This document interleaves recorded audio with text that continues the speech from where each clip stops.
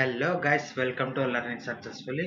మన ఛానల్ని కనుక ఫస్ట్ టైం చూస్తే సబ్స్క్రైబ్ చేసుకోండి ఫ్రెండ్స్. ఈ ట్యుటోరియల్ వచ్చేసి ఒక నంబర్ పాజిటివ్ నెగిటివ్ అనేది ఎలా తెలుసుకోవాలో ఇప్పుడు చూద్దాం. మనం జావా కోడ్ రాసి ఇక్కడ మనకి కొన్ని కండిషన్స్ ఉన్నాయి. If number less than 0 it is negative.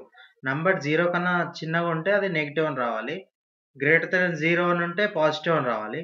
ఒకవేళ నంబర్ ఈక్వల్ టు 0 అని ఉంటే నైదర్ నెగిటివ్ నార్ పాజిటివ్ అనేది మనకు అవుట్పుట్ అనేది రావాలి. అది ఇప్పుడు జావా కోడ్ ఉపయోగించుకొని అది ఎలా రావాలి ఇప్పుడు చూద్దాం. ఫస్ట్ మనకి అక్కడ ఏమి ఇచ్చారు, ఒక కండిషన్ ఇచ్చారు. ఇప్పుడు ఏదైనా ఇప్పుడు నంబర్ లెస్ దెన్ 0 అని ఉంది కదా.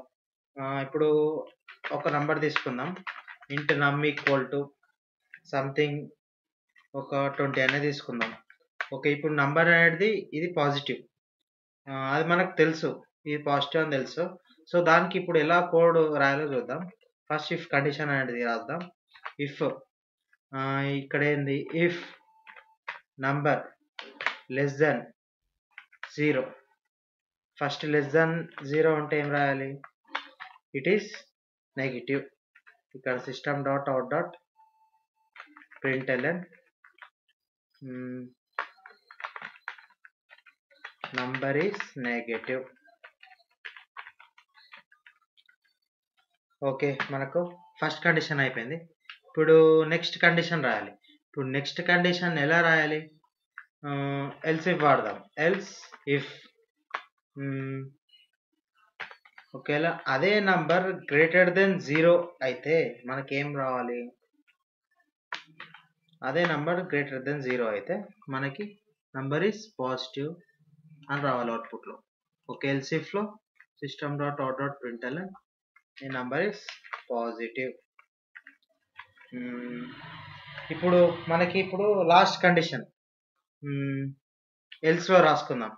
ఎల్స్ ఇప్పుడు పైన ఉన్న రెండు కండిషన్ సాటిస్ఫై కాకపోతే మనకు థర్డ్ కండిషన్ ఏం కావాలి, నంబర్ ఈస్ నైదర్ నెగిటివ్, ఇక్కడ ఉంది నైదర్ నెగిటివ్ నార్ పాజిటివ్ అనేది మనకు అవుట్పుట్ అని రావాలి.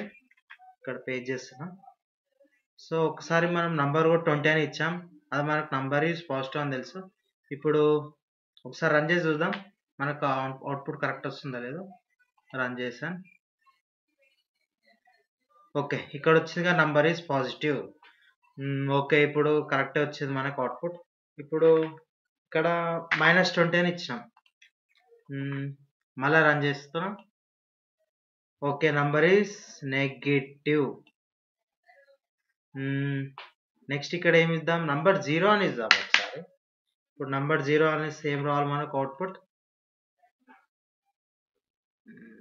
రన్ చేస్తే number is neither negative Nar positive అని వచ్చింది. ఓకే, కోడ్ అయితే పర్ఫెక్ట్గా రన్ అవుతుంది. ఇప్పుడు మనం డైనామికల్గా ఇవ్వాలంటే మనం ఆల్రెడీ ఇక్కడ స్కానర్ ఇంపోర్ట్ చేసుకున్నాం. ఇక్కడ ఫస్ట్ లైన్లో స్కానర్ యొక్క ఆబ్జెక్ట్ 4th లైన్లో క్రియేట్ చేసుకున్నాం.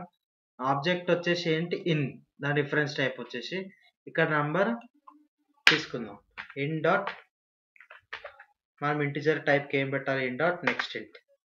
ఓకే, నెక్స్ట్ ఇంట్ పెట్టేసాం. దాని ముందట ప్రింట్ చేద్దాం ఎంటర్ ఏ నంబర్ అని. అప్పుడు మనకి అవుట్పుట్లో మనకి ఫస్ట్ మనం రన్ చేయగానే చూపిస్తుంది ఎంటర్ ఏ నంబర్. ఓకే, ఇప్పుడు ఒకసారి రన్ చేసి చూద్దాం.